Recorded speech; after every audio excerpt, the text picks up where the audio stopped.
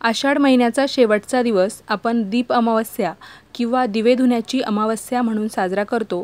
त्याचबरोबर श्रावण सुरू झाला की पहिला सण येतो तो म्हणजे नागपंचमी। या दोन्ही दिवसांना ज्वारीच्या लाह्यांना खूप महत्त्व आहे। आज मी तुम्हाला घरच्या घरी ज्वारीच्या लाह्या बनवून दाखवणार आहे। नमस्कार मंडळी, मी शीतल तुम्हा सर्वांचं स्वागत करते आपल्या चॅनलवर। आजची आपली रेसिपी आहे दीप अमावस्या आणि नागपंचमी स्पेशल ज्वारीच्या लाह्या। चला तर मग रेसिपीला सुरुवात करूया। ज्वारीच्या लाह्या बनवण्यासाठी इथे मी एक मोठी वाटी ज्वारी घेतलेली आहे। जर आपण थोडी चांगल्या क्वालिटीची ज्वारी वापरली तर ज्वारीच्या लाह्या छान फुलतात। यानंतर एक पातेलं घेतलेलं आहे। या पातेल्यामध्ये आपल्याला 1 तांब्याभर पाणी टाकायचं आहे। 1 वाटी ज्वारीसाठी 1 तांब्या पाणी पुरेसं आहे। हे पाणी आपण गॅसवर गरम करण्यासाठी ठेवूया आणि या पाण्याला एक उकळी काढून घेऊया।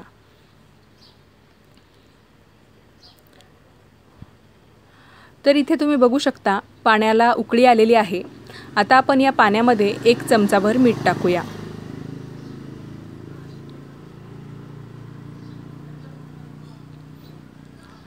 मीठ टाकल्यानंतर तुम्ही बघू शकता पाण्याची उकळी एकदम खळखळ येते आणि मीठ सुद्धा व्यवस्थित विरघळलं जातं। आता या उकळत्या पाण्यामध्ये आपण ज्वारी टाकूया। ज्वारी टाकल्यानंतर पाण्यामध्ये ती व्यवस्थित मिक्स करून घ्यायची आहे आणि लगेचच गॅस बंद करायचा आहे। आता आपण 5 ते 7 मिनिटांसाठी या पातेल्यावर झाकण ठेवूया।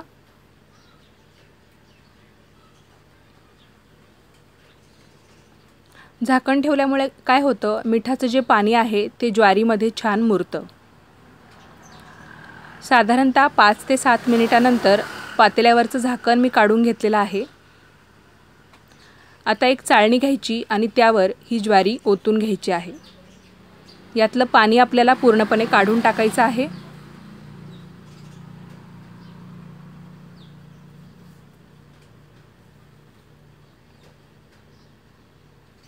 ज्वारीतलं जे पाणी आहे ते आपण पूर्णपणे काढून घेतलेलं आहे।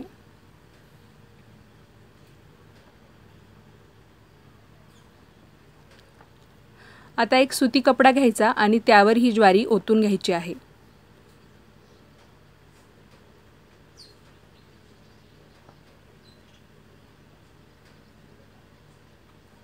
तुम्ही एखादा कॉटनचा रुमाल, सुती कपडा किंवा कोणताही एखादा जुना कपडा वापरू शकता जो घरात उपलब्ध असेल तो।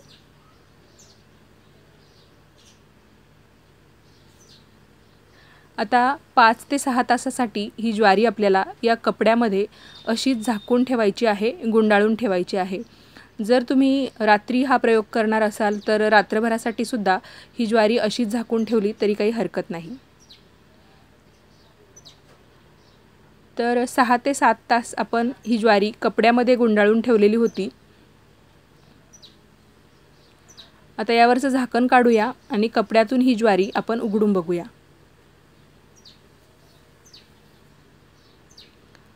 कपड्यामध्ये अशा पद्धतीने ज्वारी गुंडाळून ठेवल्यामुळे काय होतं, यातला जो ओलसरपणा आहे तो बराचसा कमी होतो। आता गॅसवर मी एक मोठी कढई ठेवलेली आहे। तुम्ही लोखंडी कढई सुद्धा वापरू शकता। ही कढई आपल्याला पूर्णपणे गरम करून घ्यायची आहे। कढई पूर्ण गरम झाली की यामध्ये 2 चमचे मीठ टाकायचं।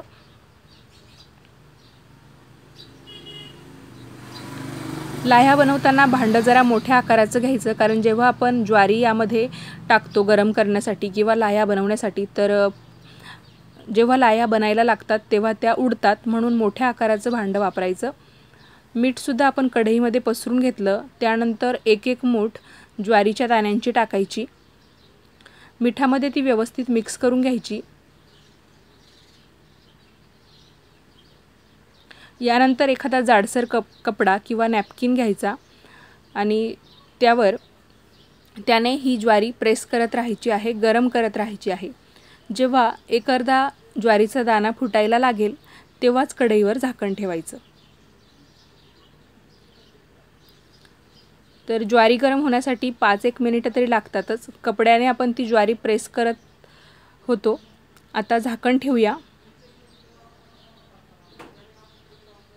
गॅसची फ्लेम हाय ठेवलेली आहे। आणि जोपर्यंत या ज्वारीच्या दाण्यांचा आवाज थांबत नाही तोपर्यंत आपल्याला कढईवरचं झाकण काढायचं नाही आहे. एकदा की आवाज थांबला की समजायचं लाह्या पूर्णपणे तयार झालेल्या आहेत.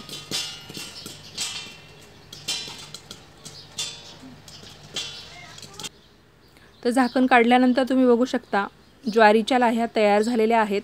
यामध्ये जे काही दाणे लाह्या बनायचे शिल्लक राहिलेले असतात ते तुम्ही नॅपकिनच्या मदतीने प्रेस करत करत भाजून घेऊ शकता. आता आपण चाळणीवर या लाह्या काढून घेतलेल्या आहे. यामुळे काय होईल, जे मीठ आहे ते खाली गळून जाईल आणि वरती लाह्या शिल्लक राहतील. सर्व लाह्या आपण अशाच पद्धतीने तयार करून घेणार आहोत. पण लक्षात ठेवा, मीठ टाकल्यानंतर फक्त एकच मूठ ज्वारीच्या दाण्यांची टाका. एकदमच जास्त ज्वारीचे दाणे टाकू नका, नाहीतर लाह्या ज्या आहेत त्या कमी प्रमाणात फुगतात आणि जास्तीचे काळपट दाणे शिल्लक राहतात. त्यामुळे एक एक मूठच ज्वारीच्या दाण्यांची टाकायची. रुमालाने ती थोडीशी प्रेस करायची.